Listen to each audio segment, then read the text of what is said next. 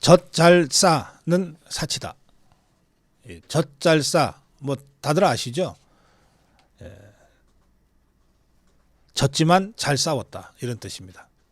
지고 난 다음에 뭐 이런 얘기들을 뭐 정치판에서는 덕담처럼 합니다. 우리가 비록 졌지만 참 잘 싸웠다. 젖 잘 싸. 그런데 지금 우리 대한민국이 처해 있는 이 상황이 젖 잘 싸라고 덕담하기에는 너무나 위태로운 상황이다. 젖 잘 싸 얘기는 지금 우리에게는 사치다. 조금 전에 대담한 나경원 대표가 페북에 올린 글의 내용입니다.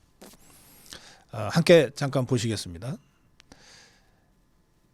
지금 우리 당 국민의힘을 향한 걱정과 답답한 목소리가 하늘을 찌른다. 아프게 듣고 무겁게 새긴다. 돌아보자. 민주당의 그 돈 없는 광기, 내란몰이와 묻지마 탄핵의 광풍 앞에서 우리는 과연 무엇을 했나? 대통령을 불법 수사하고 구속하는 과정에서 과연 우리는 피 터지게 싸웠다고 자신 있게 얘기할 수 있나? 30번의 정략적 탄핵 시도, 10번의 어이없는 기각 판결, 그들의 의회 독재 망동 앞에 과연 우리의 분노는 얼마나 뜨거웠나? 국회의장석과 법사위원장석을 틀어지고 단 하루 만에 나라의 근간을 흔드는 법안들을 불도저처럼 밀어붙일 때 우리는 그저 무력감에 체념하고 있지는 않았나? 저들은 원래 그렇지 라고 외면하지는 않았나? 민노총 간첩당 공소장 판결문에 우리 체제를 무너뜨리려 반정부 선동을 하고 자유민주 최전선의 정치인들을 정치적으로 죽이려고 여론 조작 선동하는 것에도 다들 침묵하고 있지 않았던가? 저들이 국정원 대공수사권을 무력화시키고 간첩죄 개정안을 틀어막으며 국가보안법까지 폐지하려고 할 때 과연 우리가 처절한 경각심을 갖고 제대로 싸웠는가? 솔직해지자. 국민의힘은 국민을 걱정시켰다. 국민의힘은 국민을 실망시켰고 국민을 분노케 했다. 참다 못한 국민들이 결국 거리로 나섰다. 정당이 제 역할을 못하니 국민이 직접 거리로 나와 투사가 될 수밖에 없지 않았는가. 부끄러운 일이다. 이제 더 이상 물러설 곳이 없다. 피와 땀으로 지켜온 자유대한민국, 우리의 삶의 터전과 미래를 지키는 처절한 전쟁이 진행되고 있다. 졌지만 잘 싸웠다. 젖 잘 싸. 이런 변명은 사치다. 죽느냐 사느냐의 문제다. 자유민주주의를 뿌리 뽑고 북중식 전체주의, 사회주의 괴물을 이 땅에 심으려는 저들과의 체제전쟁이다. 제2의 건국전쟁이라는 각오를 뼈에 새겨야 한다. 패배주의에 익숙해진 정당은 국민을 지킬 수 없다. 반성 위에 독한 결기를 더해야 한다. 민주당의 폭주기관차를 맨몸으로 막아설 용기, 얻어내야 할 것은 목숨 걸고 얻어내는 투쟁력, 이기는 DNA를 되살려야 한다. 대한민국은 여전히 전쟁 중이다. 총성 없는 전쟁, 이 순간에도 계속되고 있다. 국민의힘 대선 후보 경선이 우리들만의 잔치가 되어서는 안 된다. 서로 치켜세우고 덕담이나 나누는 여유로운 오락이 될 수 없다. 누가 진짜 이 위기의 대한민국을 구할 독한 구원투수인지 가려내는 진검승부가 되어야 한다. 자유민주주의를 위해 아직도 처절한 투쟁을 하고 있는 애국 시민들과 자유민주동지들과 함께 국민의힘이 체제전쟁의 최전선에서 처절하게 싸워 자유의 승리를 만들어내야 한다. 네, 젖 잘 싸. 이거 사치다. 다음으로 가겠습니다.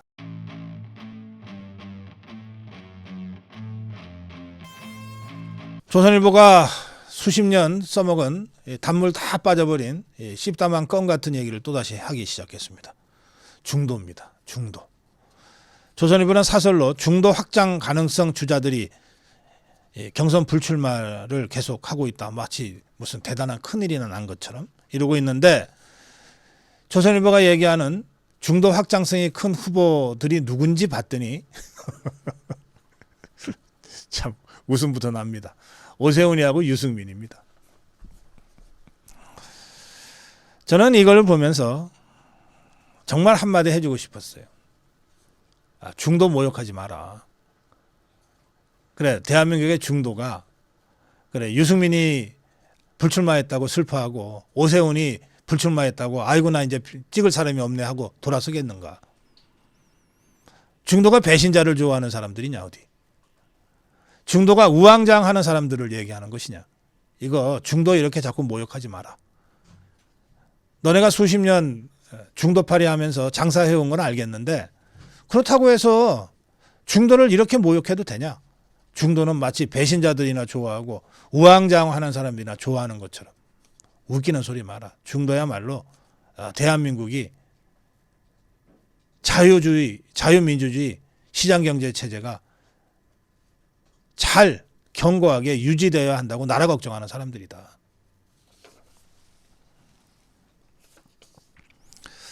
세계일보는 갤럽에 의뢰해서 중원 민심을 또 조사를 했어요. 중도와 중원은 좀 다르죠. 여기서 중원은 충청권 얘기하는 겁니다.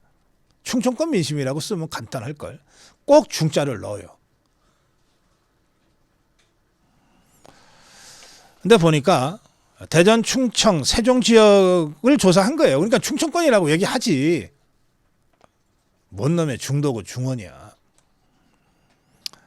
이재명이가 이기는데 뭐 1대1 양자 가상 대결 구도에서 이기는데 이재명, 김문수 46대 41이에요. 오차범위 아닙니다. 별거 아니에요.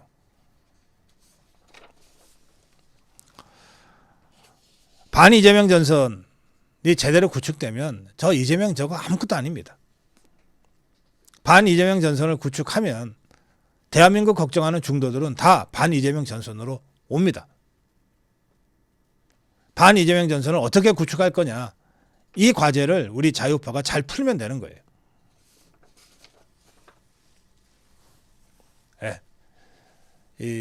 제가 오늘 언론에 대해서 한 말씀 드릴 건데 보수 언론 같은 거 없어요. 그냥 족벌 언론만 있을 뿐입니다.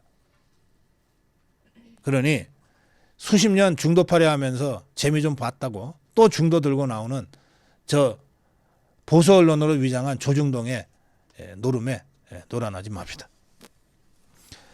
뭐 유승민이 불출마한 데 대해서 혹시 뭐 관심 갖고 계신 분 계세요? 없잖아요. 아무도 없잖아요. 그게 무슨 중도하고 관계가 있다고. 오세훈이 불출마 뭐 별로 관심들 없잖아요. 아쉽다 아깝다 나 이제 지지할 후보가 없다. 혹시 그런 분 계세요?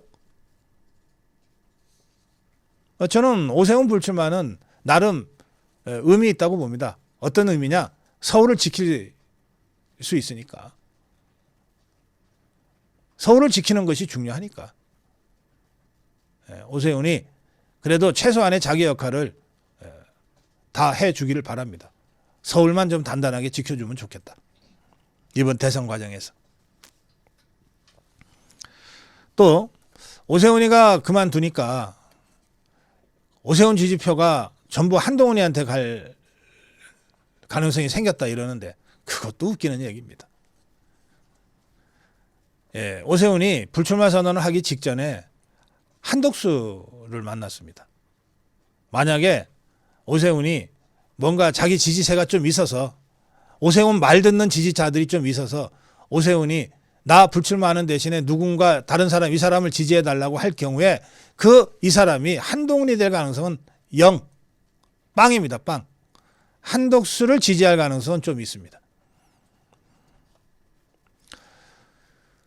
저는 이 컷오프에서 4강이 대진표가 짜여질 때 이 4강을 이렇게 만들었으면 좋겠어요. 김문수, 나경원, 이철우. 이건 조금 전에 나경원 대표도 이 세 사람과는 함께 할 수 있다고 얘기했어요. 그리고 그 밖에 한 사람인데 적어도 한동훈은 안 되는 것이니까 그럼 홍준표가 아마 자력으로 이 4강에 들어올 가능성은 저는 있다고 봅니다. 뭐 그렇게 4명이 컷오프 되면 그 아주 박진감 있고 재미있는 경선으로 우리가 갈 수 있다고 생각합니다. 김문수, 나경원, 이철우, 홍준표. 만약에 윤상현이 경선에 참여하는 출마 선언을 한다면 이 자리에 김문수, 나경원, 이철우 그리고 윤상현 하면 되죠.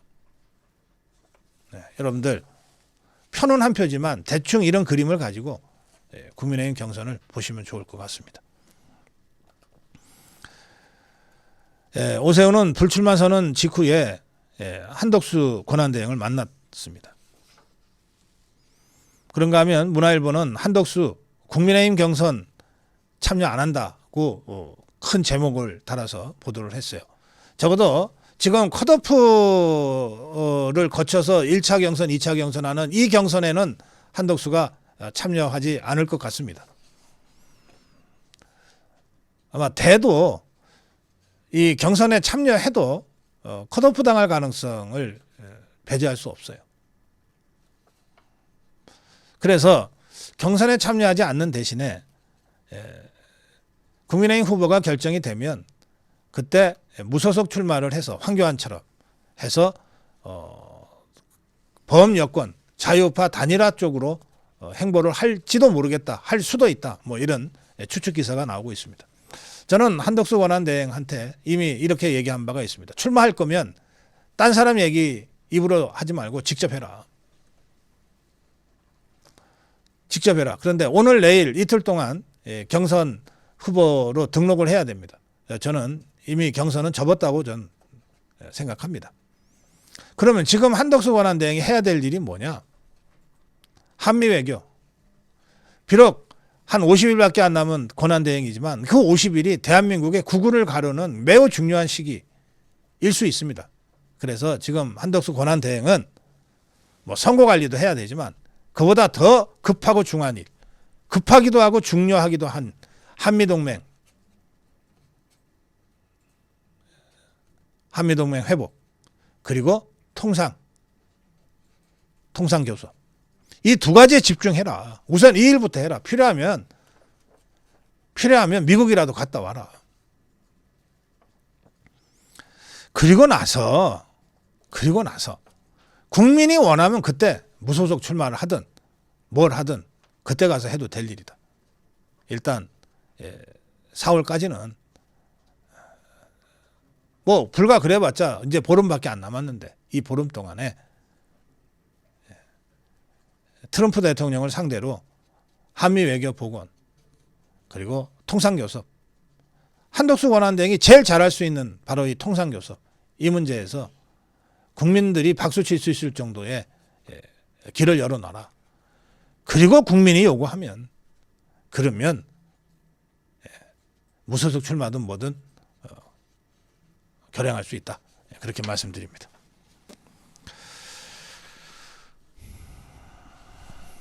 네, 다음으로 가겠습니다.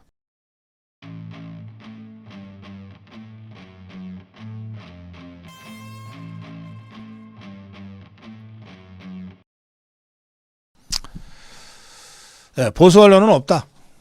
족보 언론만 있을 뿐이다. 지금 우리가 조중동 하면서 저것들이 보수인데 왜 이럴까? 그거 우리가 잘못 생각했어요. 저것들 보수 언론 아니에요. 처음부터 아니었어요. 그냥 보수파리한 언론들이에요. 그 보수파리의 핵심이 뭐냐? 돈벌이죠. 조선을 보세요. 우리나라 어떤 기업보다도 역사가 오래된 족벌 체제를 갖고 있습니다. 지금 우리가 글로벌 대기업이라고 하는 삼성, 현대 한번 보세요. 삼성, 현대 뭐 저 좌파 저것들이 무슨 재벌이니 족벌이니 그렇게 공격해댄 삼성, 현대도 조선 동아만큼 역사가 오래되지 않아요. 그리고 여러 부문으로 나누어져 있고 그리고 나름 오너십이 있지만 전문 경영인들을 수도 없이 많이 영입하고 혁신하고 그래 왔습니다. 그런데 조선동아가 그랬습니까? 저것들은요 1925년대 그때쯤에 언론사를 만들어 가지고 그 언제 만들었는지 확인 좀 해주세요. 한 100년 넘는 이 가족 경영을 하고 있습니다. 조선의 오너십의 변천을 보세요. 그게 무슨 왕조지 뭡니까? 뭐 동아는 안 그렇습니까? 중앙은요. 조선 동아에 비해서는 좀 역사가 짧지만 중앙 또한 마찬가지 아닙니까? 가장 전형적인 족벌 체제입니다. 이게 한글의 경향하고는 완전히 달라요. 한글의 경향은 소유라고 하는 게 별로 의미가 없잖아요. 그냥 좌파 선전지지. 오너십이 굳이 있다면 종북 주사파가 오너예요. 반면에 조중동은 오너가 딱 있어요. 근데 그 오너가 방씨 집안, 김씨 집안, 홍씨 집안 딱 이런 거예요. 조선은 2020년, 동아는 2020년, 다 4월 1일이에요. 자, 1920년. 그 조선 총독부가 문화정책 하면서 허가내줘서 1920년 4월 1일, 4월 1일 둘 다 똑같은 날 들어갔어요. 중앙은 1965년. 그러니까 100년 넘은 족벌 체제를 운영하고 있어요. 저게 무슨 보수 언론입니까? 족벌 언론이지. 그런데 저 조중동이 보수파리를 해온 이유가 또 있어요. 종북 주사파들한테는 쫄따구 똘면이 부하가 아니면 안 되는 거예요. 종북 주사파들은 지휘부가 딱 있기 때문에 김일성, 공산당 있기 때문에 조중동을 파트너로 인정을 안 해요. 꿇어지 그냥.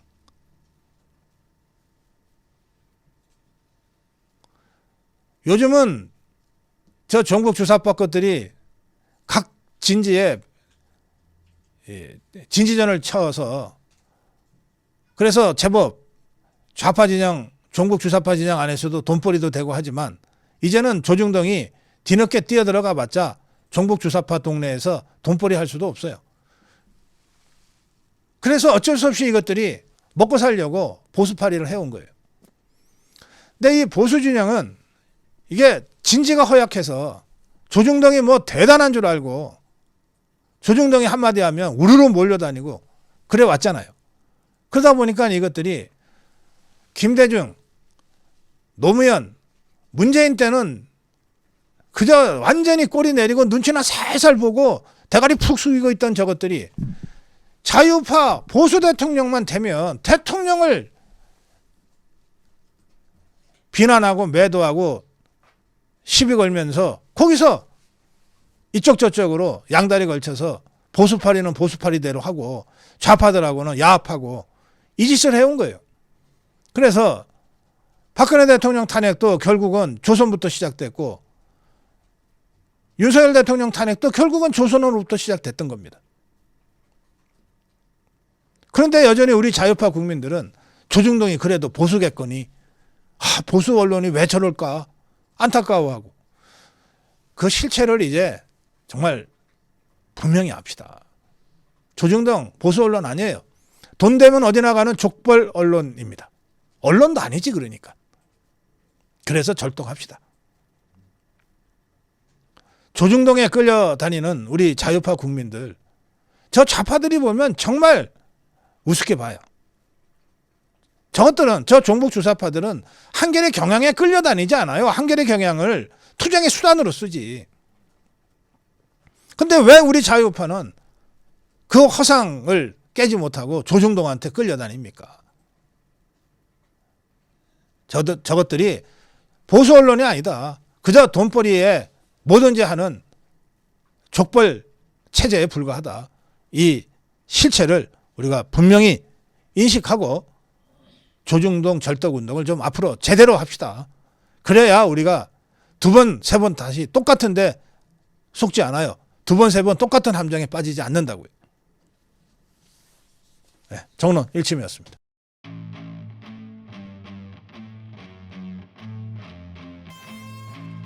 정론일침입니다. 무난한 패배를 피하려면 닥치고 공격해야 한다. 네, 주동식 칼럼입니다. 자유일보에 기고한 주동식 칼럼입니다. 제목은 이렇습니다. 김문수 내란 프레임의 덫을 체제 전쟁으로 돌파해야.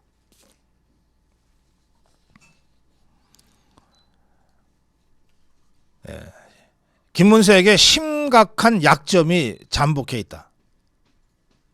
그건 윤석열 대통령 탄핵에 대한 입장을 제대로 올바르게 정리하는 문제다.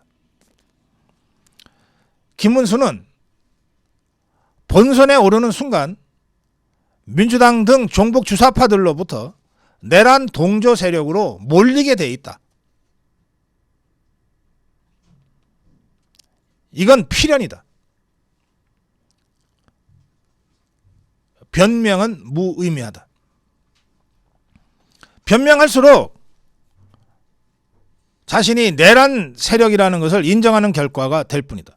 벗어나려고 몸부림칠수록 더욱 깊숙이 살을 파고드는 강철 덫과 같은 것이 종북 주사파 세력이 파놓은 내란이라고 하는 덫이다. 자, 그렇다면 이 내란 프레임을 어떻게 벗어날 수 있을까? 수비하는 것보다 공격하는 것이 더 낫다. 전선을 확대해야 승산이 생긴다.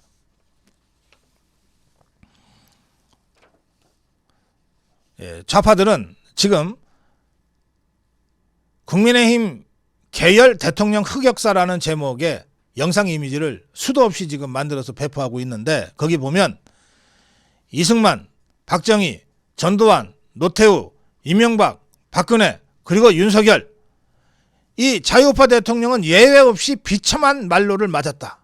이것을 비웃듯이 써서 막 퍼날르고 있습니다. 이 메시지는 이 종북주사파가 용의주도하게 만들어서 대량 유포하고 있는 이 메시지는, 그러니까 자유우파는 역사적 정당성이 없어 라고 하는 것을 국민들한테 각인시키는 메시지다. 자, 그럼 여기에 대응을 해야 되는데, 이렇게 하려면 발상의 전환이 필요하다. 저 메시지가 좌파의 공격이고 자유파에게 치명적일 수 있지만, 발상을 전환하면 저 메시지야말로, 저 이미지야말로 종북주사파의 결정적인 약점으로 만들어버릴 수도 있다. 저 종북주사파들이 대한민국 자유우파 대통령을 전부 저렇게 무도하게 만들었다 라고 하는 역사적 실체를 드러내면 되는 것이다. 김문수는 이를 피할 것이 아니라 역공의 소재로 삼아야 한다. 좌파가 대한민국의 건국, 대한민국의 근대화를 부인하고 있다. 부정하고 있다. 좌파의 정체성은 곧 대한민국 부정이다. 이 점을 강력하게 반격해야 한다. 좌파 공격에 의해 정치적 참수형을 당한 우파 대통령 계보의 적자가 김문수라는 사실을 오히려 부각시키고 강조해야 한다. 이렇게 전선을 확대하면 전선을 체제전쟁으로 만들 수 있다. 비상계엄과 탄핵으로 인한 내란 프레임에서 벗어날 수 있는 유일한 경로다. 난 윤석열의 비상계엄에 반대했어, 이렇게 변명하기 시작하면 혹시 간표 요인이 줄어들 수 있을지는 모르지만 그걸로 승리하는 것은 불가능하다. 이 전선을 전면화시켜서 체제전쟁을 하면 6대4로 질 게 혹시 7대3으로 더 크게 질 수는 있지만, 그러나 이길 기회도 거기서 생긴다. 이 싸움을 하지 않으면 크게 지지는 않지만 무난하게 질 것이다. 자, 위험을 피해서 무난하게 질 거냐, 아니면 위험을 감수하고 정면 승부를 해서 이길 수 있는 기회를 만들어낼 거냐. 김문수가 아니라 누구라도 마찬가지다. 김문수가 아닌 다른 사람이 자유파의 대선 후보로 나온다고 해서 내란 프레임을 안 씌울 것이냐, 좌파들이. 절대 안 그렇다. 김문수가 아니라 나경원이라도 내란 프레임 씌울 것이고, 심지어 그럴 리는 없지만 한동훈이가 자유우파 국민의힘 후보가 돼도 내란 프레임을 씌울 거다. 그런데 이 싸움은 치열하면 치열할수록, 전선이 확대되면 확대될수록 우리 자유파 세력에게 유리해진다. 왜? 대한민국의 역사와 정체성이 이 자유파에 의해서 건설되고 여기까지 왔다는 것을 체제전쟁 과정을 통해서 국민들이 알게 될 것이기 때문이다. 이걸 어떻게 효과적으로 알리느냐가 승부의 관건이다. 피하지 마라. 정면 승부해라. 탄핵에 동조하고 앞장서서 탄핵을 선동했던 한동훈이나 안철수가 국민의힘 대선 후보로 나오는 것 자체가 가소로운 일이다. 댐에 구멍을 뚫어서 무너지게 만들어 놓고 그리고 나서 이제 물 맞겠다고 나서는 자들 아니냐. 이 자들은 차라리 이재명 밑으로 가서 이재명 꼬붕이 되는 게 낫다. 똘마니가 되는 게 낫다. 국민의힘은 이들을 출당시켜야 한다. 그래서 이 같은 기회주의자들의 발언을 다시는 없도록 만들어야 한다. 그게 어려우면 확실하게 이재명 종북주사파와 전면적 체제전쟁을 할 수 있는 사람을 후보로 세워야 한다. 예, 정론 일침이었습니다.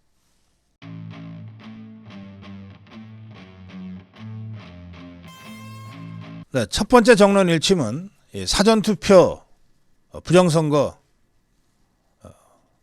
척결을 위한 사전투표 개선 문제입니다. 지금 뭐 선관위 믿는다는 사람들은 좀 이상한 사람들 아닌가요? 뭐 개딸들이 워낙 이상한 사람들이 모여 있으니까 그 자들은 선관위를 믿는다 하겠죠. 그러나 상식을 가진 정상적인 대한민국 국민들은 누구라 할 것 없이 선관위 안 믿습니다. 이제 오죽하면 대통령이 부정선거 선관위 그것 때문에 계엄령까지 했겠냐, 다들 그렇게 생각하시죠. 그래 그런지 이 선관위에서 직업들 딴에는 선수를 친답시고 이런 발표를 했어요. 이 김용빈 선관위 사무총장이 6.3 대선 사전투표 기간 내내, 이틀간 진행되는 사전투표 기간 내내 전국의 모든 사전투표소 별로 사전투표소 수를 몇 명이 투표했는지를, 사전투표소 별로 사전투표를 몇 명 했는지를 시간 단위로 공개하겠다고 밝혔어요. 저것들도 그냥 그대로 밀어붙이면 선거 후에 더 큰 난리가 나겠다고 생각을 한 모양이에요. 자, 이거 법 안 고치고도 되네. 선관위가 하겠다고 그러면 바로 되는 거예요, 이게. 그러면 이렇게 종북주사파가 장악하고 있는 국회에서 법 고치지 않고도 간단하게 선관위의 조치 또는 시행령 개정만으로 할 수 있는 일들이 더 있어요. 시간은 5월 10일까지입니다. 이제 선거가 본격적으로 시작되면 선관위가 하고 싶어도 시행령을 고치지 못하니까 이 문제를 제기하고 나선 사람들이 있습니다. 부방대나 우리 박지원 변호사 같이 수년간 부정선거 척결을 위해서 투쟁해온 분들은 말할 것도 없지만 윤석열 대통령의 123 계몽령 이후에 부정선거 문제에 적극적으로 뛰어든 사람들이 있습니다. 전한길 대표, 전한길 뉴스의 전한길 대표, 그리고 이용돈 PD, 그리고 공명선거 전국연합이 오늘 10시 20분 저희 생방송 끝난 직후입니다. 국회에서 윤상현 의원이 주최하는 긴급 기자회견을 엽니다. 국회에서 하기 때문에 윤상현 의원이 아마 정론관도 빌리고 함께 하는 것 같아요. 이들은 오늘 긴급 기자회견에서 이러한 내용을 선언합니다. 대한민국 헌법 제1조 2항에 대한민국의 주권은 국민에게 있고 모든 권력은 국민으로부터 나온다고 명시되어 있다. 국민 주권은 민주주의의 기본 원칙으로 국민이 대의 기관을 통하거나 직접적으로 입법 그 밖의 국정사항을 결정하는 권력이라는 뜻이며 선거권을 가진 국민이 공직에 임할 사람을 투표로 뽑는 선거가 매우 중요하다는 것을 의미한다. 그런데 현재 우리나라에서는 안타깝게도 선거에 대한 불신이 어느 때보다 높은 것이 현실이다. 이는 많은 국민이 가장 높은 수준의 공정성을 담보해야 할 헌법기관인 중앙선관위의 본연의 업무인 투표의 과정 그리고 관리에 대해 신뢰할 수 없게 됐기 때문이다. 그 중에서도 가장 불신을 초래하고 있는 것이 바로 사전투표다. 많은 사람들이 막연히 당일투표와 사전투표가 비슷할 거라고 생각하지만 완전히 다르게 진행된다. 당일투표는 선거 부정 가능성을 판단할 수 있는 실물 증거가 수집, 확보되는 반면에 사전투표는 전혀 그렇지 못하다. 따라서 사전투표가 부정선거의 온상이라고 하는 수많은 문제제기와 합리적 의심에도 불구하고 사전투표에서 부정선거가 진행됐다는 것을 물적으로 확인할 수 있는 방법이 그동안은 없었다. 그래서 앞으로 사전투표 선거 의혹과 관련해서 핵심적인 물증이 될 수 있는 투표용지의 진위 여부 그리고 투표인 수를 증명할 실물 증거 자료를 어떻게든 확보하고 이번 대선을 치러야 한다. 그래서 이 전한길, 이영돈 공명선거 전국연합은 선관위 자체 시행규칙을 통해서 오늘이라도 개선할 수 있는 다음과 같은 5가지를 제안한다. 1. 사전투표 관리관의 개인 도장을 투표용지에 직접 날인하도록 하라. 선관위 관인으로 지금 그냥 대충 해왔기 때문에 이게 선거 투표관리관이 직접 확인했는지 안 했는지를 확인할 수가 없었다. 앞으로 이번 사전투표에서 사전투표관리관의 개인 도장을 투표용지에 직접 날인하도록 하라. 둘째, 사전투표소 지정예약제를 도입해라. 이건 뭐냐면 사전투표소별로 선거인 멤버를 확정해서 오류가 없도록 하라. 셋째, 사전투표함을 다 끝내놓고 봉인을 할 때 이 봉인지를 잔류 파쇄형 봉인지로 사용하라. 그래서 누군가가 부정선거를 위해서 뜯었다면 뜯은 표시가 흔적이 남도록 하라. 그게 원래 봉인지의 역할이다. 그리고 개표소에서만 봉인을 해제하라. 개표소로 옮기기 전에 한 번이라도 봉인지가 뜯긴 흔적이 발견되면 이게 부정선거 증거라고 간주하고 보존하고 사법심판해야 한다. 또 사전투표함에 대한 지금 CCTV가 선관위 CCTV만 있는데 그걸로 부족하다. 양대 정당, 국민의힘과 더불어민주당 양대 정당의 CCTV도 함께 설치하라. 그리고 인터넷과 외부 모니터를 통해서 상시 공개하라. 24시간 공개하라. 그리고 CCTV도 조작할 수 있으니까 CCTV에 대한 불신을 없애기 위해서 양대 정당의 참관인들이 24시간 사전투표함 보관 장소에서 감시할 수 있도록 조치하라. 정당의 참관인들이 인원이 부족하다 그러면 시민단체가 대신할게.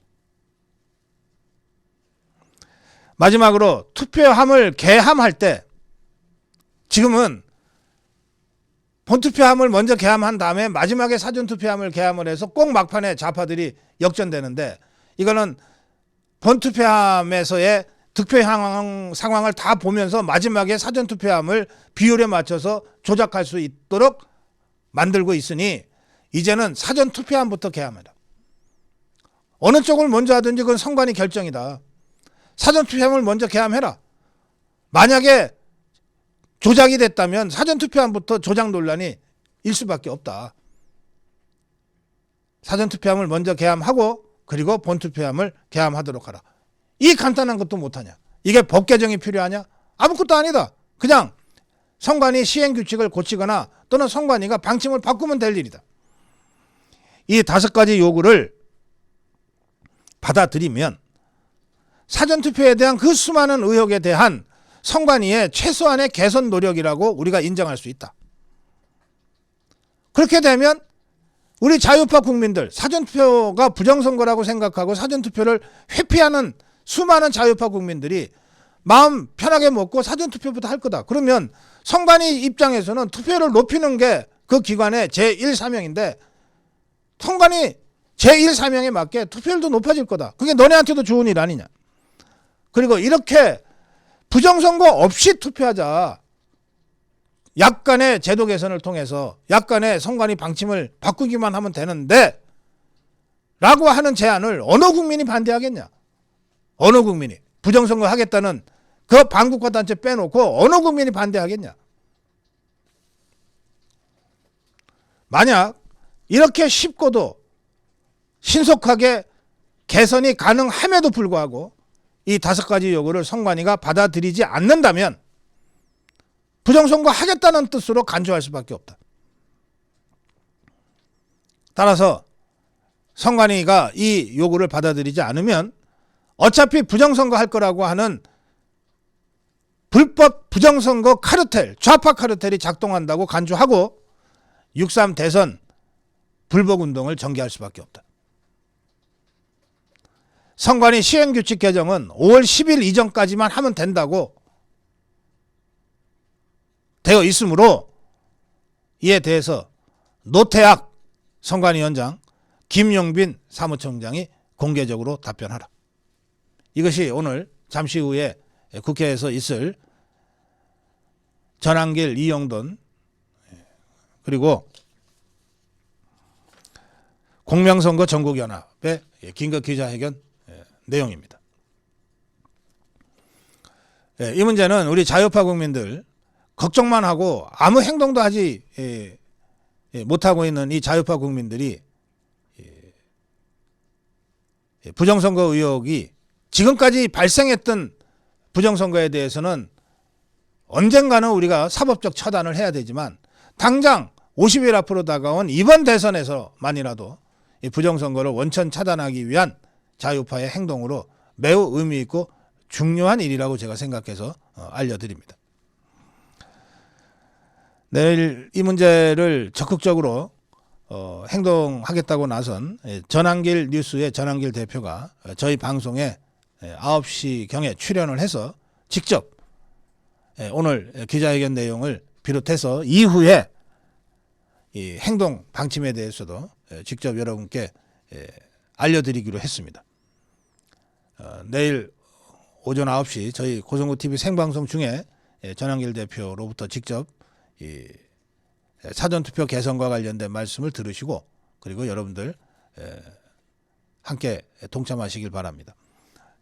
전한길 뉴스의 전한길 대표는 이 기자회견 내용을 관철하기 위한 행동으로 금요일부터 직접 선관위 앞에서 오후 2시에 1인 시위를 하겠다고 밝혔습니다. 그리고 토요일도 선관위 앞에서 과천에 있죠. 선관위 앞에서 1인 시위를 하겠다고 밝혔습니다. 이 자세한 내용은 내일 9시 전한길 대표로부터 직접 여러분께 전해드리겠습니다. 다음으로 갑니다.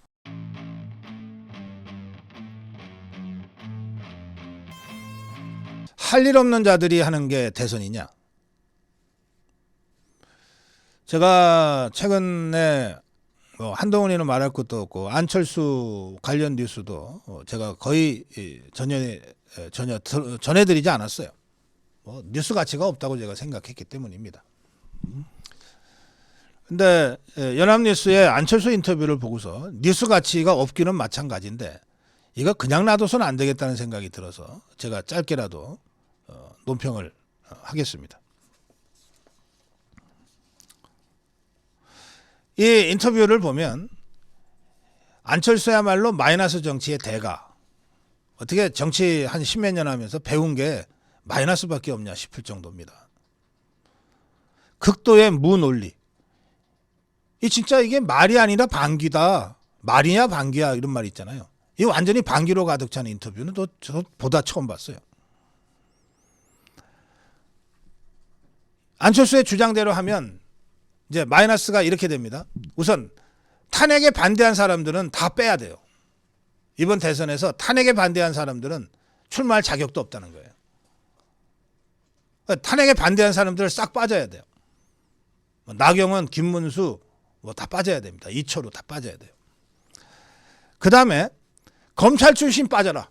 그 왜 이게 손가락으로 빼는 거 있잖아요. 그 게임 있죠. 뭐 빠져, 뭐 남자 빠져, 뭐 이런 거 있잖아요. 탄핵 반대 사람 빠져. 그래서 김문수, 나경원, 김문수, 이철우 퇴장. 그 다음에 검사 빠져. 윤석열 대통령 정치 제대로 하지 못했으니까 검사 출신 정치인 이제 안 돼. 빠져. 그 한동훈이 빠져버렸어요.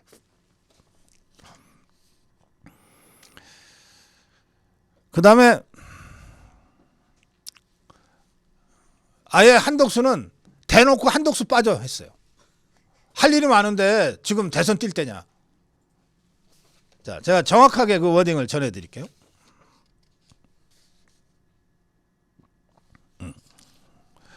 지금 한덕수 권한대행이 할 일이 얼마나 많은데 그런데 대선에 나온다는 거야. 이렇게 하면서 한덕수를 뺐어요. 그 찹대고 포대고 뭐 막까지 떼고 상도 다 떼버렸어. 그리고 보니까 남는 게 안철수밖에 없는 거야. 그래서 대선 후보는 지가 돼야 된다는 인터뷰입니다. 근데 특히 이 한덕수를 빼야 된다고 주장하면서 아니 지금 한덕수 권한대행 할 일이 얼마나 많은데 지금 대선에 나오려고 그래? 안 돼! 라고 했거든요. 그러면 안철수의 이 주장대로라면 대선 후보는 할 일 없는 것들이 모여서 치르는 게 대선인 겁니다. 할 일 있는 사람, 중요한 일 해야 될 사람은 대선에 나오면 안 되니까. 그래, 대한민국 대통령 뽑는 대선이 할 일 없는 것들, 별로 중요한 일을 안 하는 것들 또는 못하는 것들이 모여서 치러오는 게 대선입니까?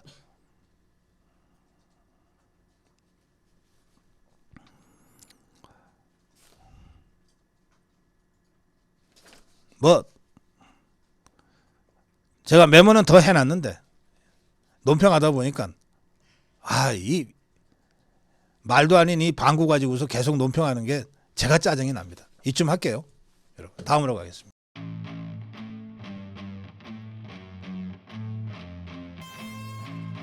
한덕수 권한대행은 국민 후보로 출마할 것 같습니다.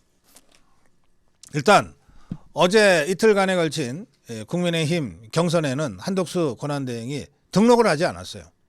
그러니까 이제 한덕수 권한대행은 국민의힘 경선에는 참여하지 않는 겁니다. 그러면 국민의힘 경선이 대선의 전부는 아니잖아요.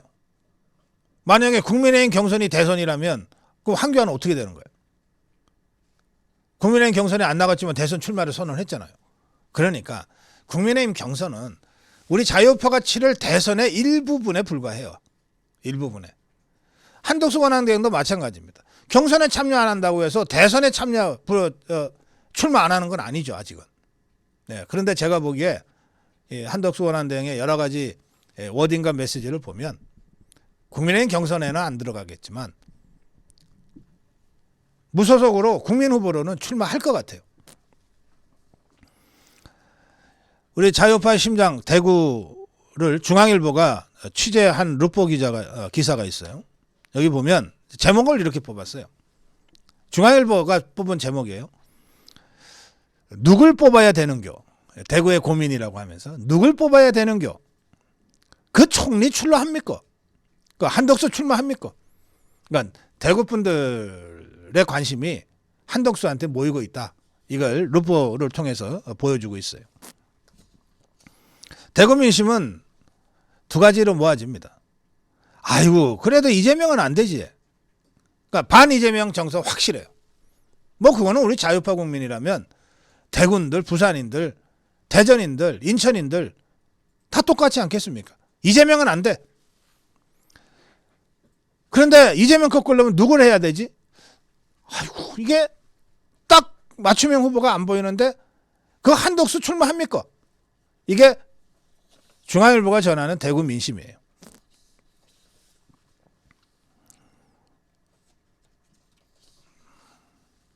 예, 한덕수는 어제 광주로 갔습니다. 광주 기아차 공장을 찾아가서 관세 충격 완화를 위해서 최대한 노력하겠다. 미국의 이 관세가 다행히 5월 2일까지 일단 유예가 됐다. 그 유예 기간 동안 최대한 산업 경쟁력을 유지하면서 우리가 잘 대비해야 된다. 지난 8일, 4월 8일입니다. 트럼프 대통령과 통화해서 굳건한 한미동맹 위에서 조선과 무역 균형과 에너지 등 3대 분야에서 협력을 강화하기로 약속했다. 우리 자동차 산업, 부품 산업, 철강, 알루미늄 산업 등 높은 관세를 이미 받고 있는 산업에 대한 충격을 조금이라도 완화하기 위해 노력하겠다.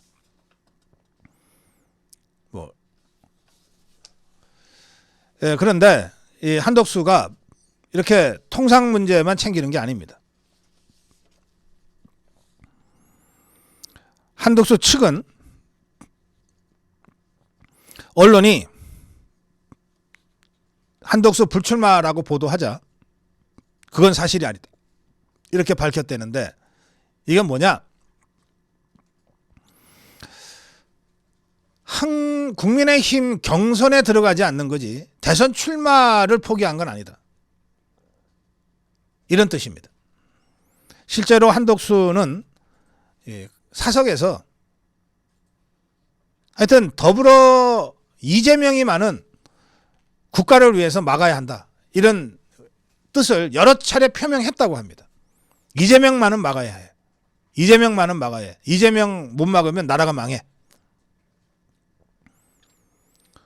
그런데 자유파의 다른 후보가 이재명을 충분히 막아낼 수 있다 그러면 뭐 한덕수가 굳이 본인의 출마를 진지하게 검토하지 않았을 것 같아요. 근데 진행되는 상황을 보니까 이재명이는 막아야 되는데 나라를 위해서. 근데 이재명을 확실하게 꺾을 후보는 아마 한덕수 눈에는 안 보였던 모양입니다. 그러니까 그럼 나라도 출마해야 되나? 우선 급한 게 한미관계 통상 문제인데 지금 내가 경선에 뛰어들어야 되나? 일단 급한 불부터 끄고 그리고 그때까지 4월 말까지 도저히 이재명을 꺾을 후보가 세워지지 않는다면 그러면 나라도 나가야 되는 거 아니야? 라고 하는 고민을 하고 있는 것 같습니다. 그래서 저는 한덕수가 국민의힘과 별도로 국민 후보로 출마할 가능성이 매우 높다. 출마할 것이다. 그렇게 예상합니다. 다음으로 가겠습니다.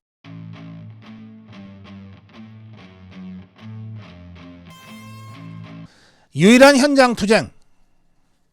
나경원을 1등으로. 지금 이제 국민의힘 경선 등록이 끝났습니다. 11명이 등록을 했는데 1차 서류 심사로 몇 명을 컷오프 시키고 그리고 나서 국민 100% 국민 여론조사로 4명으로 압축한다고 합니다. 그 4명에 누가 들어갈 거냐. 이게 1차 관심인데 많은 언론들이 1, 2, 3위는 대충 결정된 것 같고 4등 막판 마지막 4등을 하고 1차 경선에 올라탈 후보가 누구냐. 여기에 관심이 모이고 있다. 뭐 이런 얘기입니다. 펜앤마이크가 여론조사 공정에 의뢰한 조사에 따르면 한덕수가 13.51이에요. 범여권 대선 후보로 누가 적합하냐? 한덕수 13.5, 1위. 김문수 13.1. 한덕수와 김문수가 순서가 바뀌었어요. 그다음에 이거 제가 참 믿기 어렵지만 3위가 한동훈이에요. 10.5. 4위가 홍준표입니다. 6.0. 5위가 나경원이에요. 5.3. 6위가 안철수 4.3입니다. 근데 여기서 한덕수는 어차피 경선에는 안 들어오니까 한덕수를 빼면 그러면 1위가 김문수, 2위가 한동훈, 3위가 홍준표, 4위가 나경원이고 5위가 근소한 차이로 안철수가 지금 기록되고 있는 겁니다. 그러니까 이대로라면 나경원은 어쨌든 턱걸이를 해서 4강에는 들어오는 셈이죠. 자, 그런데 그리고 이 조사에서 보면 한덕수는 한 5% 가까이 상승했고 요 며칠 사이에 김문수는 6% 이상 하락한 걸로 나옵니다. 간단한 거 아닙니까? 김문수가 우리 자유파의 민심을 제대로 받들지 못하니까 표가 빠진 거고 그 표가 그럼 누가 이길 수 있냐 이재명이를 했을 때 한덕수 어떠냐 해서 그쪽으로 모여간 겁니다.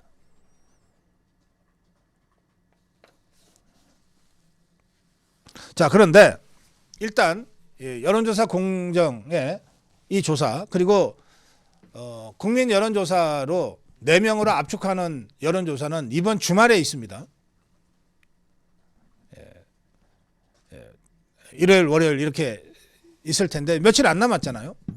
그런데 이게 100% 국민 여론조사고 역선택은 방지하는 조사항이니까 국민의힘을 지지한다 또는 나 어느 정도 지지하지 않는다 이렇게 답변한 분들만을 대상으로 다시 그러면 국민의힘의 누구냐 이렇게 묻는다는 뜻인데요. 근데 우리 자유파 국민들의 입장에서 볼 때는 현재 공정조사에 따르면 1, 2, 3, 4 등이 이제 한덕수 빼고 김문수, 한동훈, 홍준표, 나경원이라는 거 아닙니까? 1, 2, 3, 4가? 이 좀 황당한 거예요. 아니 지난 넉 달 넘게 윤석열 대통령을 지키기 위해서 우리 자유파 국민들이 정말 그 칼바람 속에서 한남 대첩을 치러냈고 수많은 사람들이 무려 전지현님 경우에 28일간의 단식 투쟁을 하면서까지 이 투쟁을 했고 또 광화문과 부산역 동대구역, 대전, 광장, 광주, 금남로에서 얼마나 많은 사람들이 모였습니까? 여의도에서. 그럴 때 이 우리 자유파 국민들의 탄핵 저지 투쟁, 탄핵 반대 투쟁, 또 지금도 계속되고 있는 윤 어게인 투쟁에 함께 현장에서 함께 투쟁했던 유일한 사람이 이 1, 2, 3, 4 등에서는 나경원 한 사람이에요. 김문수는 장관으로 있었기 때문에 뭐 조심하느라고 현장에 나오지 않았다 칩시다. 홍준표는 단체장이라서 안 나왔다? 그럼 이철우는 왜 나왔어요? 동대구 집회에 이철우는 나갔잖아요. 아, 홍준표도 나갔습니까? 한번 확인해 보세요. 한동훈이는 더 말할 것도 없죠. 대통령을 뒤에서 칼을 찌르고 탄핵시킨 이 범인이니까. 그런데 어떻게 김문수 1위까지는 뭐 이해가 되는데 어떻게 한동훈이가 2위고 홍준표가 3위고 자유파 국민들과 함께 현장에서 투쟁한 거의 유일한 정치인 나경원이 4등으로 간신히 턱걸이를 하게 됩니까? 물론 현장에서 함께 투쟁했던 더 먼저 더 전면적으로 투쟁했던 윤상현이 있습니다만 윤상현은 어쨌든 경선에 참여를 안 하니까 제가 윤상현 얘기는 논의를 하고 지금 말씀드리는 거예요. 윤상현을 빼면 나경원이 광장에서 우리 자유파와 가장 치열하게 투쟁한 정치인 아닙니까? 그런데 이런 식의 결과가 나오면 그러면 투쟁해봤자 소용없네. 저 자유파 국민들과 함께 해봤자 소용없네. 계산 빠른 정치인들이 그렇게 계산하는 걸 우리가 탓할 수가 없게 되잖아요. 그래서 제가 오늘 홍준표는 광장에 나온 적이 없답니다. 그래서 제가 오늘 여러분께 말씀드리는 거예요. 이거는 우리 자유우파의 정치적 권위, 자유우파의 앞으로의 정치적 영향력과 직결된다. 백날 현장에 나가봤자 뭐 컷오프 당하거나 간신히 뭐 턱걸이나 할 정도인데 그게 무슨 영향가가 있어. 안 나와도 돼. 그냥 언론 프레임만 해도 1등하고 2등하고 3등 할 수 있어. 자유우파 국민들 겁내지 마. 저 자유파 국민들이 맨날 배신자라고 하는 사람도 여기 2등 하잖아. 라고 앞으로 국민의힘 정치인들이 떠들고 다닐 때 우리 자유파 국민들이 할 말이 뭐가 있겠냐고요. 그래서 제가 여러분께 긴급하게 제안 드립니다. 뭐 잡담 제하고 나중에 어떻게 될 값에 일단 우리 자유파 국민과 현장에서 제대로 싸운 유일한 경선 후보가 나경원이다. 뭐 김문수가 좋냐 나경원이 좋냐 지금 이런 거 한가하게 따질 때가 아니다. 무조건 광장의 정치인 나경원을 1등으로 만들어 놔야 되겠다. 그래야 저것들이 자유파 광장 태극기 윤어게인을 무시하지 못한다.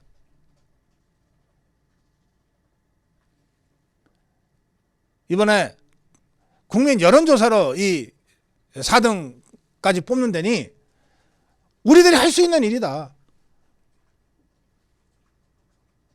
전화 제대로 받고 끝까지 성실하게 답변해서 광장의 힘을 국민의힘 경선에 그대로 보여주자. 유일하게 광장에서 우리 자유파와 함께 투쟁한 나경원을 1등으로 만들자. 정론 1심이었습니다.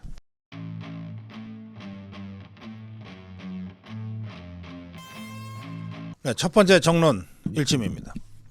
입법, 사법은 이미 점령됐어요. 입법과 사법. 우리가 수많은 이재명 관련 재판에서도 거듭 확인했고 이번 윤석열 대통령 탄핵 심판에서도 다시 확인이 됐고 어제 헌법재판소 40여기가 이 재판장으로 판결 내린 2명의 헌법재판관 지명 관련된 권한쟁의 인용에서도 다시 한번 정말 처절하게 확인을 했습니다. 국회 입법부 이미 종북주사파한테 점령된 건 다 아시는 일이고 설마 사법부까지야. 사법부 완전히 점령됐습니다. 상권 분립에서 민주주의의 최후의 보루인 이 상권 분립 체제에서 마지막 남은 것이 행정부 대통령 자리입니다. 그러니까 이것까지 이재명이한테 뺏기면 입법, 사법, 행정 3개를 다 이재명 종북주사파가 장악하게 됩니다. 그러면 어떤 악법도 저지할 방법이 없고 심지어 개헌, 그게 내각제 개헌이든 또는 문재인이가 하려고 했던 자유민주에서 자유를 빼는 이런 개헌이든 막을 방법이 없어요.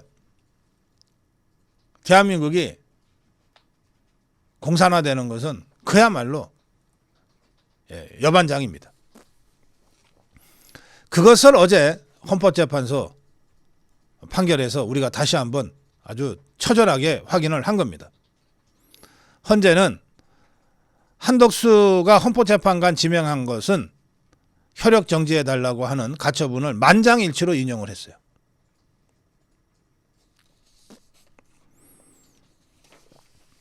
총리실은 공식 입장은 헌재의 최종 판단을 기다리겠다. 이게 혈역정지 가처분 신청이니까 본안 소송은 남아 있습니다.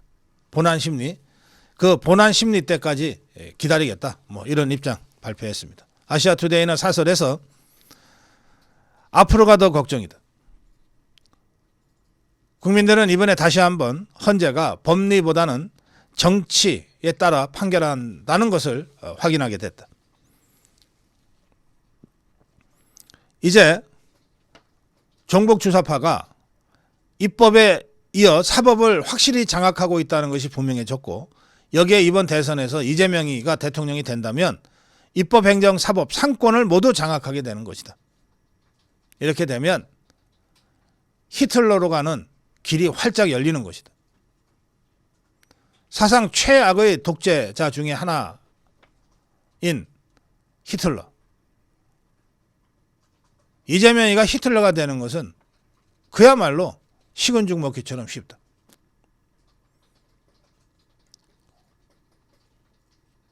대한민국이 히틀러의 수중에, 스탈린의 수중에, 모택동의 수중에, 김일성의 수중에 빠지는 것과 똑같은 심각한 역사적 퇴행이 현실화될 수 있다.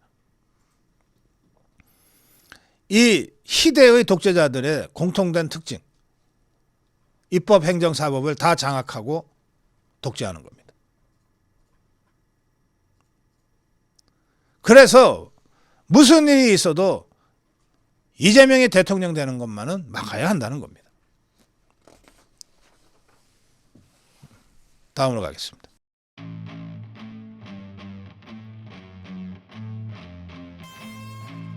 이재명 이자가 뭐 대통령이 거의 다 됐어요. 지금 실제로 대통령처럼 움직이고 있는데, 이자가 하도 잔인하고 흉폭한 자라서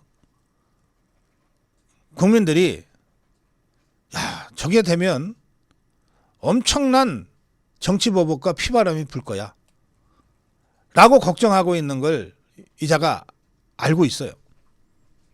그래서 나는 정치보복 안 합니다, 이렇게 설레발을 치고 있습니다. 그러면 어떤 도둑놈이 도둑한다고 그러고 예고하고서 도둑질합니까? 곧 죽어도 안 한다 그러지. 어떤 사기꾼이 나 지금 너한테 사기치는 거야, 이렇게 하고 사기치는 사기꾼이 있어요? 절대 안 한다 그러지.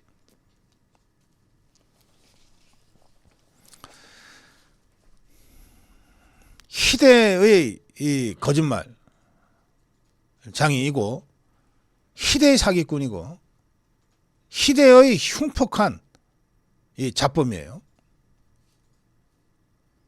이재명이는 2021년 9월 14일에 뭐라고 그랬냐면, 이게 윤석열 후보와 대통령 선거 치르기 전에 더불어민주당 안에서 지그들끼리 경선할 때 얘기입니다. 그때 뭐라 그랬냐? 대장동 의혹이 이낙연 쪽에서 제기가 되자, 이거 대장동 갖고 자꾸 시비 거는데 대장동이야말로 단군 이래 최대의 공익 환수 사업이야, 그건 내 취적이야, 이랬어요. 이게 2021년 9월 14일 날 이재명이가 한 말입니다. 단군 이래 최대의 공익 환수 사업이야. 이랬던 자가 불과 4일 후에 2021년 9월 18일 날 이게 점점 자기한테 불리해져 오니까, 야, 대장동 그거 국민의힘 토건비리 게이트야. 단군 이래 최대의 공익환수 사업이 불과 4일 만에 국민의힘 토건비리 게이트가 됩니다. 이재명의 이 입에서.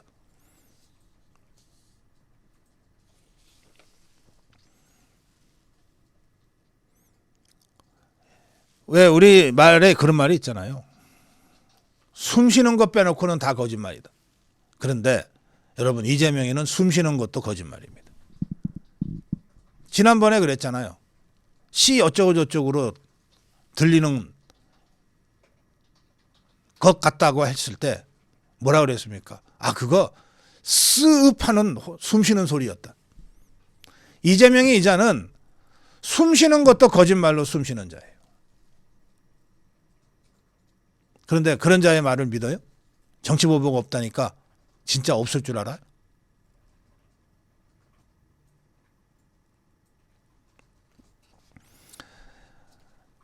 이재명 똘마니 중에 국방대 교수라는 자가 있는 모양인데, 이 자가 국방대학교라고 하는 데가 이게 군이란 말이에요. 군 조직이에요. 거긴 이 장교 승진하고 장군 승진할 때 필수적으로 거치는 군 고급장교 양성기관이에요. 국방대학교. 국방부 산하에 있습니다. 그러니까 당연히 뭐 정치적인 거 하면 안 되는 곳이에요. 그리고 외부에서 무슨 세미나를 할 때나 방송에 나갈 때도 다 국방대학교의 사전 승인을 받아야 돼요. 그런데 국방대학교에 있는 교수 하나가 사전 승인도 없이 이재명이가 주관한 외부 행사에 참석하고 또 이재명을 대통령으로 만들어야 한다는 책을 막 만들어서 출판을 하고 그래서 내부 감찰을 받게 됐어요. 그러자 이자가 내부 감찰을 하는 그 관계자들한테 뭐라 그랬냐? 한 번 한 게 아니에요. 여러 번 뭐라 그랬냐?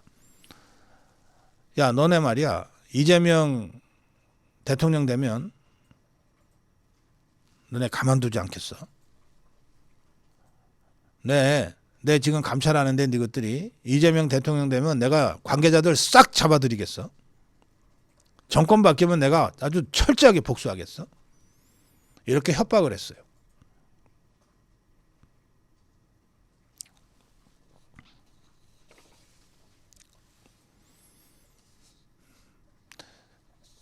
저는 이게 이재명 개딸 세력이라고 봅니다. 이게 종북 주사파 세력의 본색이라고 봅니다.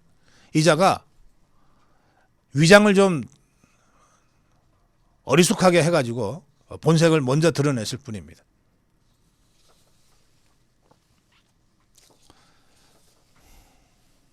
자, 그런데 이 이재명이가 며칠 전에 공개된 유시민이하고 그 돌인가 있잖아요. 돌인가? 돌이나.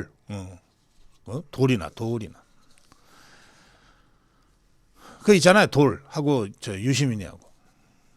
그 대담을 하는 자리에서 그 유튜브로 공개된 겁니다. 아, 저는 인생사에서요. 누가 저를 괴롭혔다고 보복해 본 적이 없어요.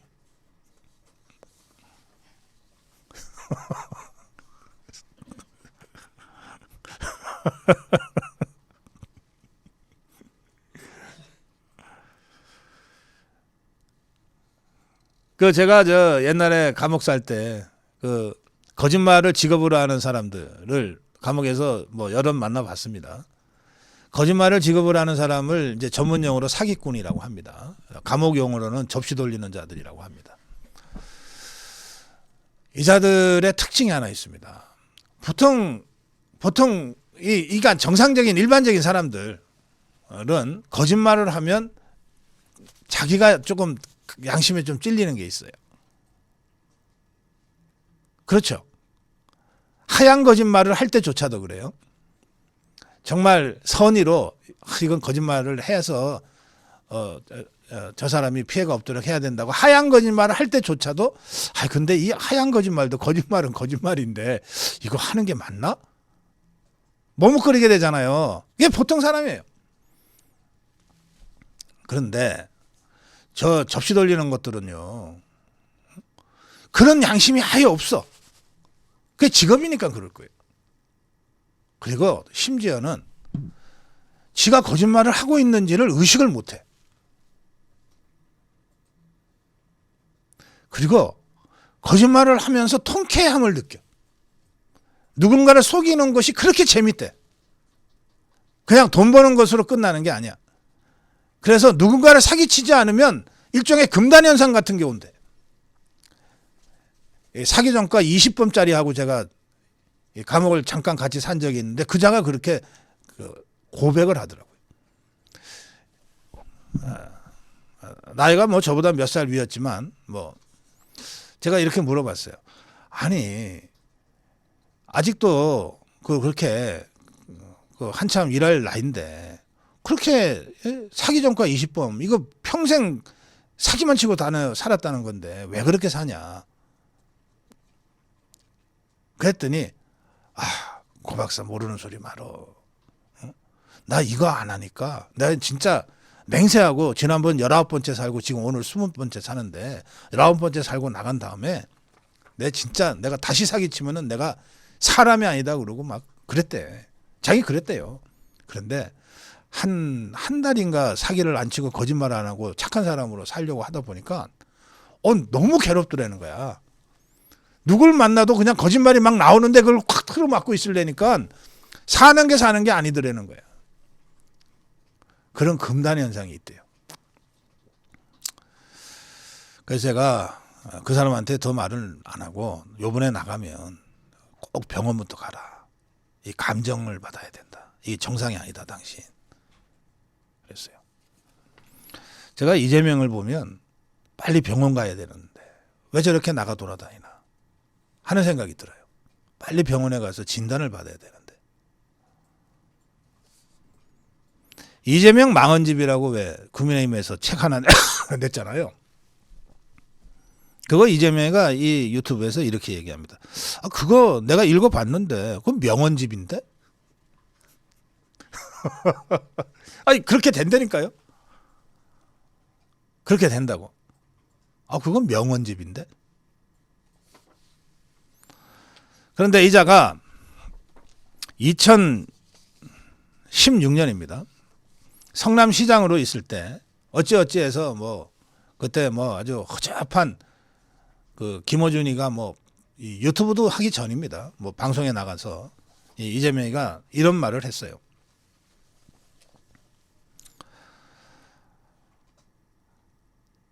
아니 세상에 그때가 저 대선 경선 때일 거예요.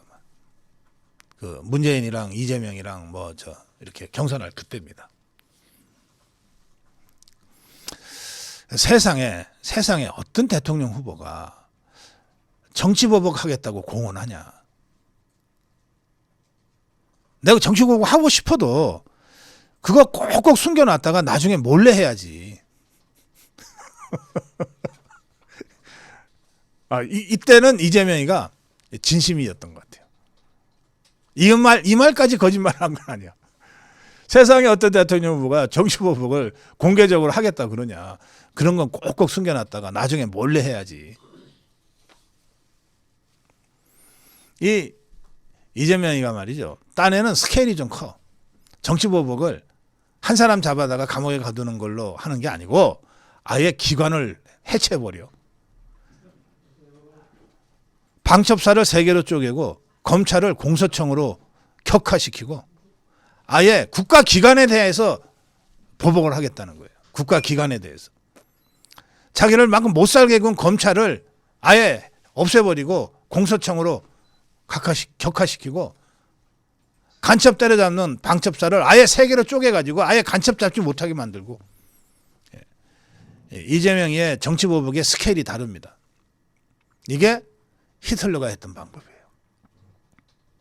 히틀러가 아예 국가기관을 막 없애버렸거든.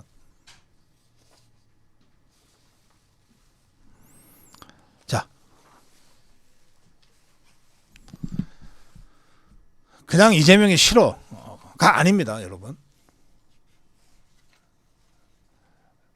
생각도 상상도 하기 싫은 이재명 대통령이 될 경우에 대한민국이 어떻게 될 것인지를 조금만 구체적으로 상상해 보세요. 네, 이거 목숨 걸고 막지 않으면 정말 대한민국이 망합니다. 네, 다음으로 가겠습니다.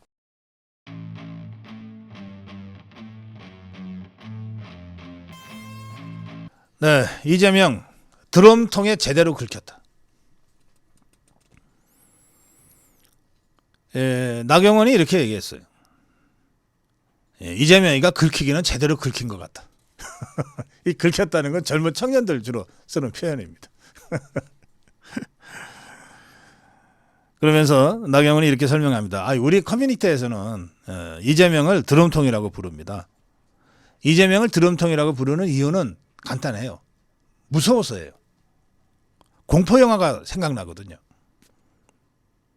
그 이재명과 관련된 사건에서 7분이나 유명을 달리했지 않습니까? 그러니까 이 이재명이가 대통령이 되면 정말 대한민국이 무서운 나라가 될 수 있다라고 하는 공포가 있는 거예요.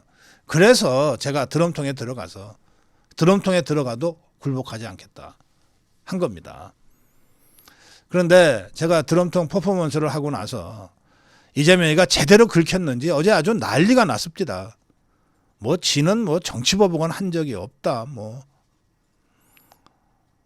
자, 그런데 이재명이는 직접 안 나섰지만 더불어민주당의 민주파출소가 잽싸게 나섰습니다.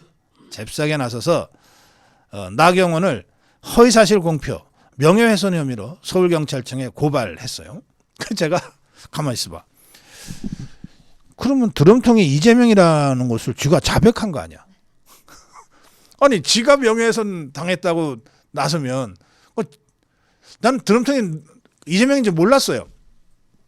근데 이렇게 이 개딸들이 나서는 걸 보고 아 이재명이가 드럼통 맞구나. 제가 그렇게 생각하게 됐어요. 저것들이 자백을 했네. 나경원은 민주당이 이 드럼통 퍼포먼스 가지고 고발을 하자 맞고소하겠다고 밝혔습니다. 맞고소하겠다. 그러면서 드럼통 이거 공포 마케팅 하는 거 아니다. 이재명은 실존하는 공포다. 이재명은 우리 국민들에게는 실존하는 공포다.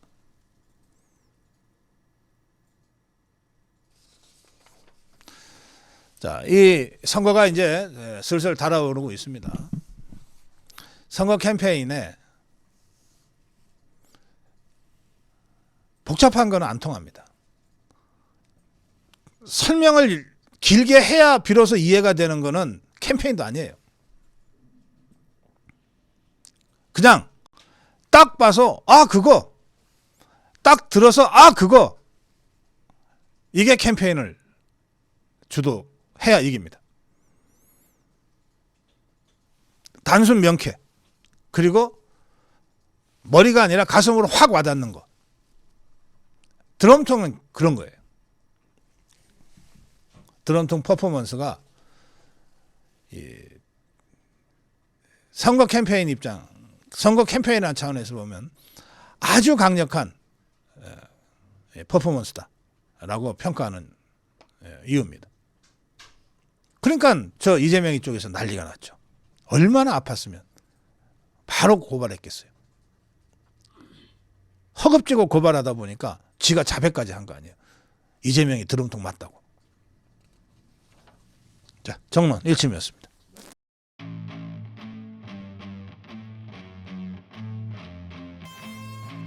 네, 정론 1침입니다. 윤석열 죽이기 함정에 빠지지 말아야. 지금 저 정복 주사파들 이재명 개딸들이 지금 계획하고 있는 이번 대선 전략은 딱 하나입니다. 계속해서 윤석열 대통령 죽이기를 하겠다는 거예요. 그리고 김건희 여사 죽이기를 하겠다는 거예요.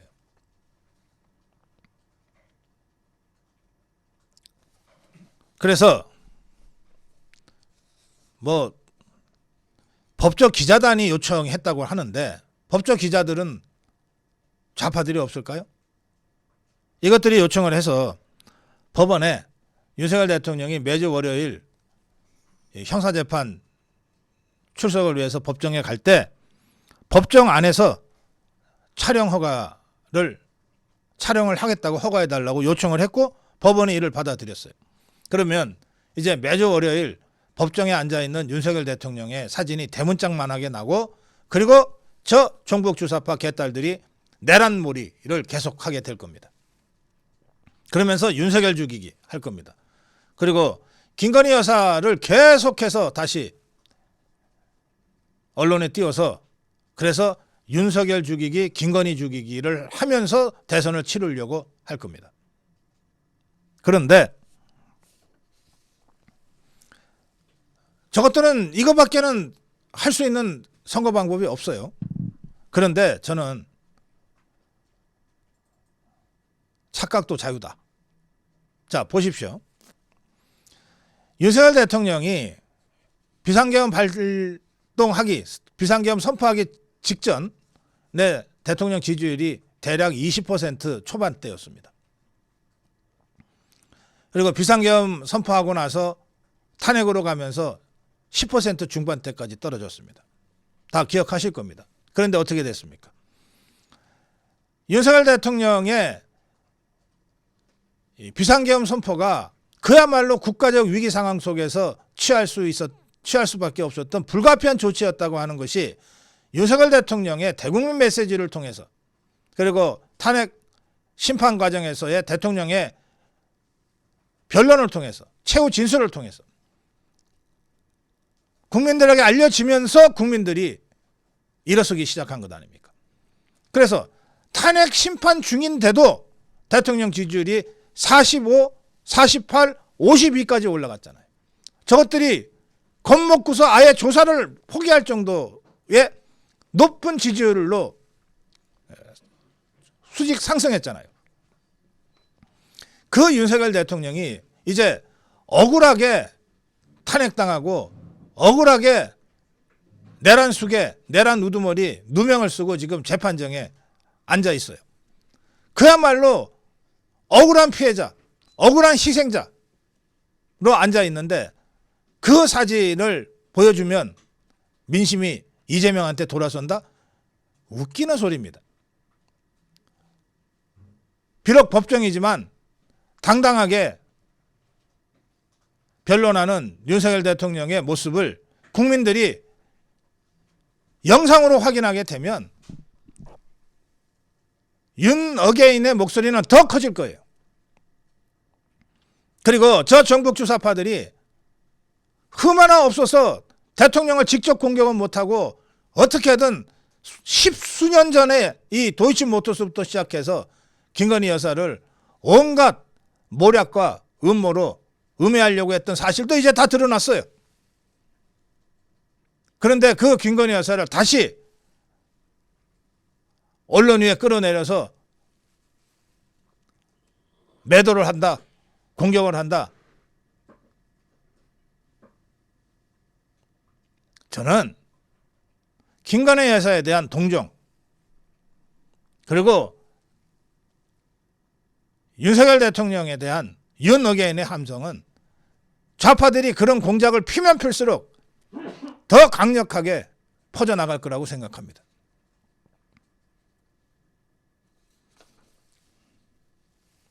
그런데 여기서 한 가지 조심해야 될 게 있어요. 지금 윤석열 대통령을 죽이려고 하는 게 종북 주사파들만 있는 게 아니에요. 한동안 배신자 일당들도 호시탐탐 지금 윤석열 대통령을 어떻게든 한 번 더 해코지 하려고 노리고 있습니다.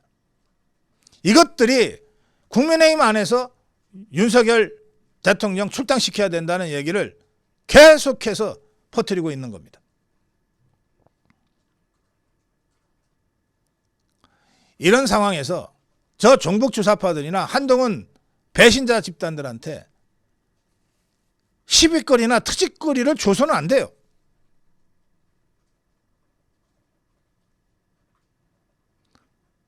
뜻은 좋지만 결과적으로 이 종북 주사파와 저 한동훈 배신자들에게 악용할 소지를 주는 것은 정치적으로 현명하지 못합니다. 그 점에서 어제 윤 어게인 신당, 윤석열 신당을 창당하겠다는 기자회견을 예고했다가 4시간 만에 이걸 철회한 윤석열 대통령 변호인단 출신의 5명의 변호사, 그 변호사들 중에 이 배의철 변호사가 맨 앞에 서 있는 것 같은데 이것은 정치적으로 현명하지 못하고 사려 깊지 못한 행동이었다. 저는 그렇게 비판합니다.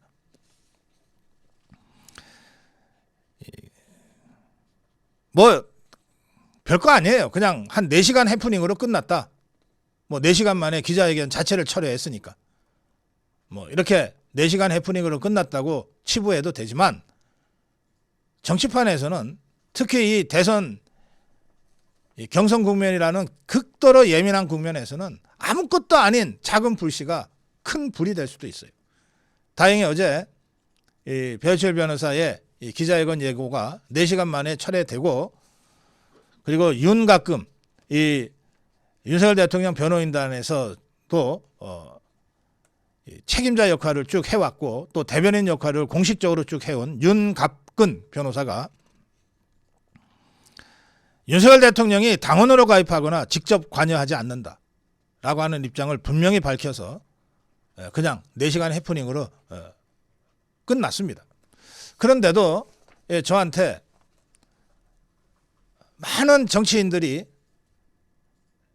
또 자유파의 원로들이, 아니 이런 보도가 났던데 고 박사는 좀 이 팩트를 좀 알고 있냐, 이렇게 계속 전화를 해오셨어요. 저는 이 배우철 변호사가 이 기자회견을 예고했다는 것도 모르고 다른 일로 바빠서 있다가 그 전화가 계속해서 몇 통씩 오면서 이거는 좀 이 상황을 정확하게 좀 파악을 해야 되겠다 싶어서 팩트 체크에 들어갔고, 그리고 이 경우에는 저 종북주사파나 한동훈 배신자 집단들이 어떻게든 이 이른바 윤석열 윤어게인 신당, 윤석열 신당을 윤석열 대통령과 직접 연결시어서 윤석열 대통령을 공격하려고 하고 있다 라고 제가 판단이 됐기 때문에, 그 시점에서 이 누가 전해주는 전원 형태로 팩트 체크를 하는 게 좀 불확실해서 제가 윤석열 대통령께 직접 사실관계를 좀 확인할 필요를 느꼈습니다. 제가 지금부터 말씀드리는 것은 제가 그런 과정을 통해서 직접 확인한 윤석열 대통령의 입장입니다. 윤석열 대통령은 탄핵 전 과정을 통해서 이런 입장을 일관되게 견지해 왔습니다. 어떤 입장이냐? 1. 지난 4개월여 혹한의 아스팔트 위에서 대한민국의 체제 수호를 위해서 목숨을 걸고 투쟁해 준 대한민국 국민들, 특히 그 중에서도 계몽된 청년들에 대해서 무한한 감사의 마음을 갖고 있다. 무한한 감사의 마음을 갖고 있다. 이게 첫 번째입니다. 두 번째는 그 자유파 국민들과 특히 계몽된 청년들의 대한민국 체제 수호를 위한 그 숭고한 뜻이 앞으로도 계속 더 확대되고 퍼져나갔으면 하는 간절한 염원을 갖고 있다. 여기까지입니다. 윤어게인에 대한 윤석열 대통령의 입장은 딱 여기까지입니다. 따라서 윤갑근 변호사의 설명이 정확해요. 대통령은 그런 마음을 갖고 있지만 대통령이 직접 무슨 신당에 관여를 한다거나 그 신당에 당원으로 가입을 한다거나 이런 생각은 한 번도 한 적이 없다. 이겁니다. 그래서 정리해 말씀드리면 가칭이긴 하지만 윤석열 신당 또는 윤어게인 신당에는 윤석열 대통령은 어떤 형태로든 관여하지 않는다. 그리고 국민의힘에서 탈당하지 않는다. 윤석열 대통령은 지금도 국민의힘의 수석 당원입니다.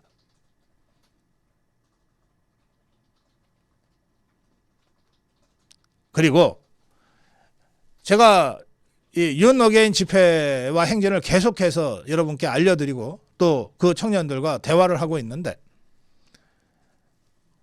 대통령의 생각은 그 윤어게인 무브먼트, 윤어게인 운동의 생명은 자발성이라는 거예요. 이게 대통령이 시켜서 윤어게인이 시작됐습니까? 광화문에서, 한남동에서, 헌재 앞에서의 우리 자유파의 투쟁이 대통령이 시켜서 시작된 겁니까? 대통령이 이래라 저래라 해서 여기까지 온 겁니까? 전혀 아니잖아요.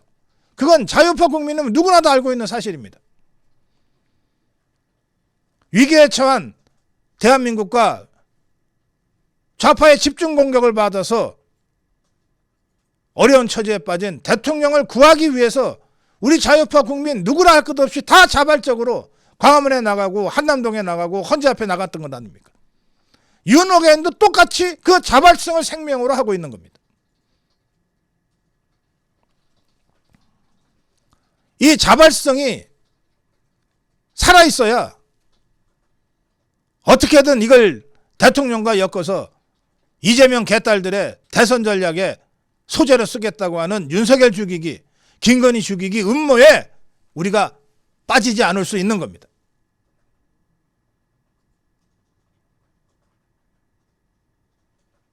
그 점에서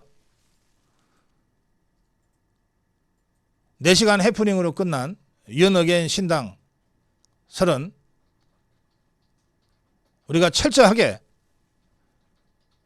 그것이 정복주사파나 한동훈 배신자들한테 악용될 수 있다는 경계심을 가지고 광화문이나 윤어게인 집회의 그 자발성을 앞으로도 어떻게 살려갈 것이냐 라고 하는데 초점을 맞춰서 행동하고 활동해야 될 것이다. 그렇게 말씀드립니다. 다음으로 가겠습니다. 반 이재명 전선 구축의 핵심이다. 제가 국회의원들을 관찰하고 평론해온 것이 벌써 한 40년 가까이 됩니다.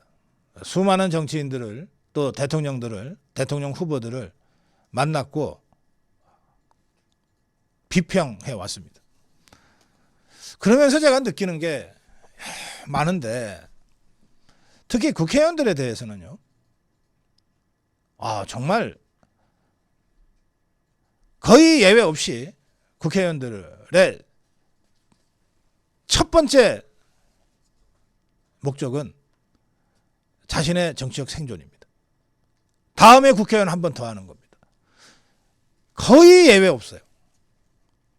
제가 그동안 한 40년 정치 평론하면서 수천 명의 국회의원들을 만났을 텐데 그중에 예외를 꼽자 그러면 서너 명?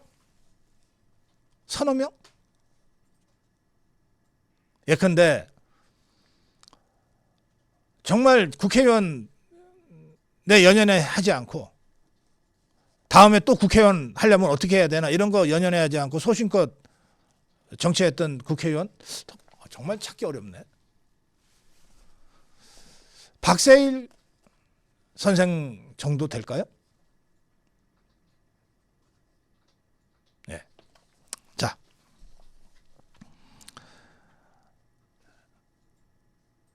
또 국회의원이나 정치인들은 그야말로 현실 계산의 대가들이에요.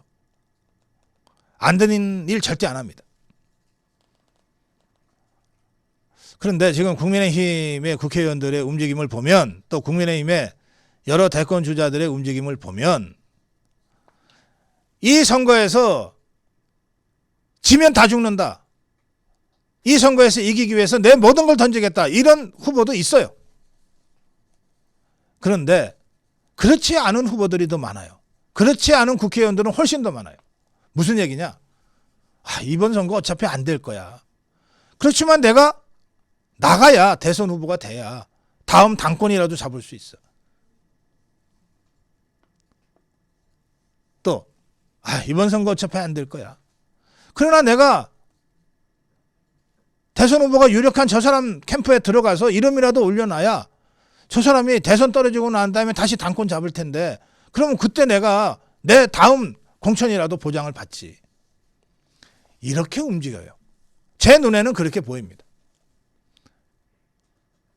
국민의힘 국회의원들의 절대 다수가 지금 대권 주자로 나온 사람들의 절대 다수가 사직생의 각오로 정말 뼈를 묻을 각오로 대선에 뛰어든 것이 아니라 지고 난 다음에 자신의 당권, 지고 난 다음에 자신의 국회의원 한 번 더 하기. 이것이 진짜 목표인 것 같단 말이에요.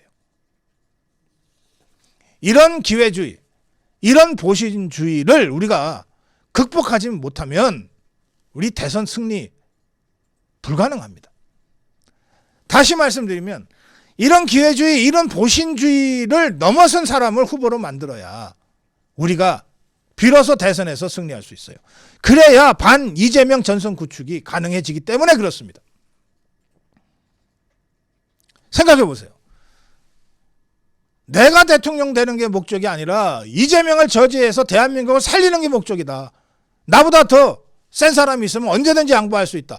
이래야 무슨 자유파 대통합도 되고 자유파 단일화도 가능한 거 아닙니까? 그런데 목적 자체가 아니 뭐 나 대선에서 지더라도 윤석열이 죽는 거지. 아니 나는 그 이후에 당권 잡고 또 공천권 행사하고 내가 다음에 또 나가면 돼. 라고 생각하는 사람은 지가 질 줄 뻔히 알면서도 절대 자기 후보 자리를 양보할 수 없기 때문에 단일화를 안 한단 말이에요.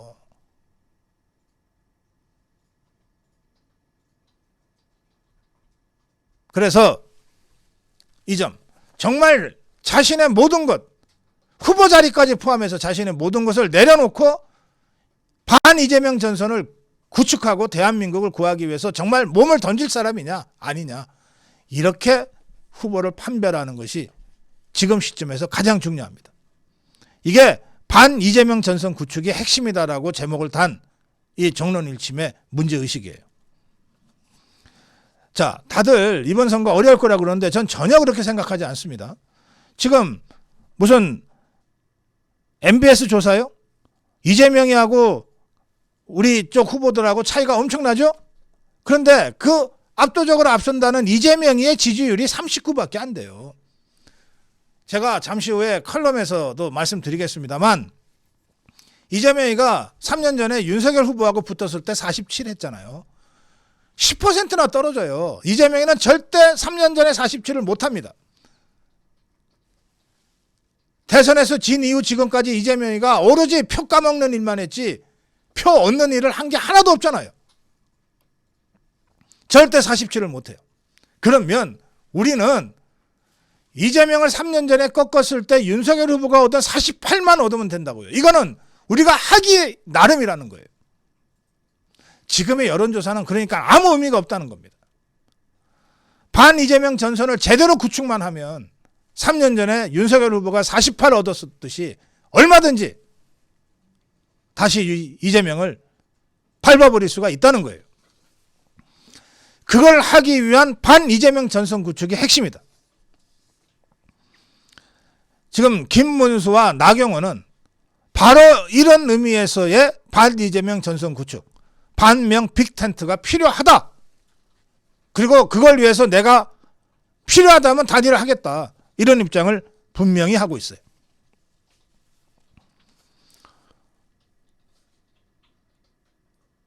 또 이 김문수는 부정선거 문제에 대해서도 적극적으로 입장을 표명했습니다. 대통령이 된다면 선거 관련해서 문제가 있는 부분 과학적으로 검증해서 고칠 거 고치고 문제가 없는 건 국민들한테 문제가 없으니 안심하시오라고 하겠다. 사실 이 김문수가 지난 주말 윤석열 대통령의 계엄 탄핵과 관련해서 실언을 하는 바람에 굉장히 어려운 한 주를 보냈는데 이 문제 관련해서 김문수의 입장이 나왔어요. 질문이 뉴시스의 질문이 이렇습니다. 한국일보 인터뷰인데 질문이 이랬습니다. 윤석열 대통령의 비상계엄 선포는 적절했다고 보나?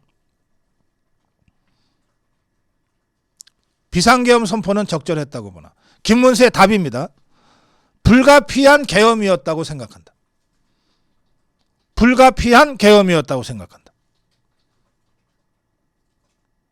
김현정 프로에 나가서 완전히 함정에 빠져서 많은 자유파 국민들을 일주일간 실망시켰는데 이제 김문수가 정신 차린 겁니다.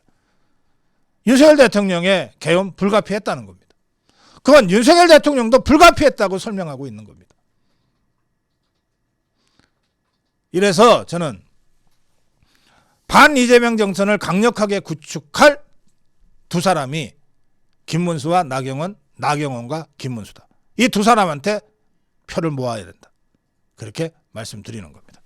정론 1심이었습니다.